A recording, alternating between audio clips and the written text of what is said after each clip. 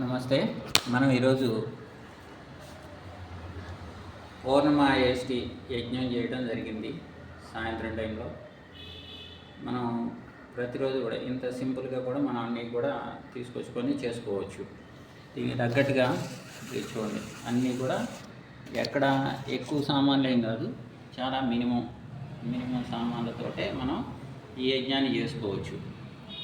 ఇది చూసారా, ఒక కర్పూరము, ఒక దీపము, ఒక చిన్న మట్టి పాత్ర, నెయ్యి, అంతే, సమిదలు, వీటితోటి మనం యజ్ఞం చేసుకుంటాం జరిగిందనమాట. చక్కగా ఎవరైనా సరే యజ్ఞం చేసుకోవడం అనేది ఎంతో సమయం కూడా పట్టదు, కేవలం ఒక అరగంట మాత్రమే సమయం పట్టుద్ది. ఇంకా సంధ్య, ఈశ్వర స్తుతి ఇవన్నీ కూడా చేసుకుంటే ఇంకొక 5 నిమిషాలు ఎక్స్ట్రా పట్టుద్ది, 10 నిమిషాలు పట్టుద్ది. ఆ తర్వాత మరి ఇంకా స్వస్తి, శాంతి కూడా చదివితే ఒక పావు గంట ఎక్స్ట్రా పడుతుంది, అంతకన్నా ఎక్కువ ఏం పట్టదు. అది అలవాటు అవుతున్న కొద్దీ సమయం కూడా తగ్గుద్ది. మీరు రోజు పూజా మందిరంలో కూర్చొని ఎంతసేపు అయితే పూజ చేస్తారో అంత సమయమే సరిపోతుంది. ఈ పూజ చేసే విధానం కూడా చాలా చక్కగా చేసుకోవచ్చు. మనం స్వాహ స్వాహ స్వాహ అనేసి మనం ఇచ్చే ప్రతి ఒక్క స్వాహాకారంతో ఇచ్చే ప్రతి ఒక్కటి కూడా మనం భగవంతునికి చక్కగా ఇచ్చేయచ్చు. మనం ఏ భగవంతుని పేరైతే తలుస్తామో అగ్నయే స్వాహ అనుకుంటేస్తే అగ్ని తీసుకుంటారు.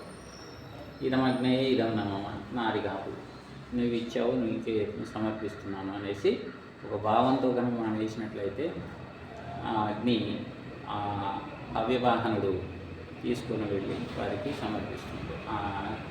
ఓం ఇంద్రాయ స్వాహ, ఇదం ఇంద్రాయ ఇదం నమః, ఇది నాది కాదు, ఇంద్రుడిది, ఆ ఇంద్రుడికి తీసుకెళ్ళేసి ఆ యొక్క భాగాన్ని ఇచ్చేస్తుంది. ఇలాగా మనం ప్రతి దేవతని, మన దేవుళ్ళని ఇందులో ఆహ్వానించి వారికి హవిస్సులు ఇచ్చి మనం స్వాహాకారాలతో మనం ఈ యజ్ఞాన్ని పూర్తి చేసుకోగలుగుతాం.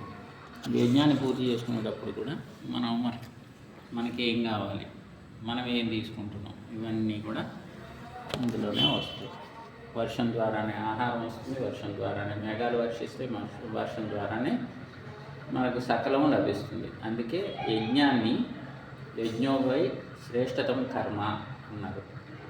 శ్రేష్టమైన కర్మ యజ్ఞం మాత్రమే. పూజ చేసుకోవచ్చు,